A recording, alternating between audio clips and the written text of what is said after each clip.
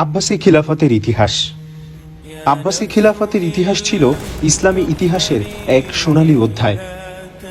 যখন জ্ঞান বিজ্ঞানে মুসলিমদের ছিল জয় জয়কার, তখন মক্কা মদিনার পর সিরিয়া ও বাগদাদ ইসলামী খিলাফতের কেন্দ্রস্থল হয়ে ওঠে এবং এশিয়া, ইউরোপ ও আফ্রিকায় মুসলিম উম্মা অপরাজয় শক্তিতে পরিণত হয়।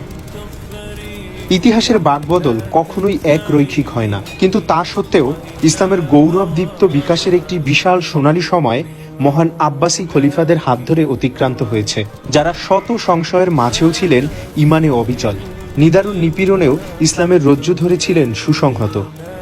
সমূহ অন্তর্ঘাতমূলক বিভ্রান্তি নিয়েও যারা জিহাদ, শরিয়া, ফিকা, হিকমা, তাসাউফ, তাকওয়া, তালিম, তারবিয়াত, দিনের জন্য কুরবানি ও ইনসাফের সরণিতে ছিলেন সদা ধাবমান।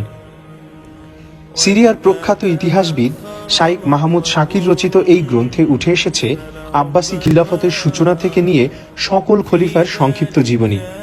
আব্বাসী খিলাফতের বিভিন্ন পর্যায়ে সমসাময়িক বিচ্ছিন্ন সাম্রাজ্যসমূহের বিবরণ, ক্রুশের যুদ্ধ, তাতারদের নৃশংসতা ও আব্বাসী খিলাফার পতন সম্পর্কে বিস্তারিত আলোচনা। এমনকি আব্বাসী খিলাফতের সময়ে হিন্দুস্তানের সুলতান মাহমুদ গজনবীর অভিযান, হিন্দুস্তানে মামলুক তথা দাসবংশের শাসন এবং খাওয়ারিজম সাম্রাজ্য সম্পর্কেও লেখক আলোচনা করেছেন এই গ্রন্থে। বইয়ের প্রতিটি পাতায় পাতায় যুক্ত করা হয়েছে ইসলামী ইতিহাসের সোনালী প্রতিচ্ছবি। ইসলামী ইতিহাসের শ্রেষ্ঠ গ্রন্থগুলোর সঙ্গে মিলিয়ে প্রায় 1000-এর বেশি রেফারেন্স দেয়া হয়েছে এই বইয়ে।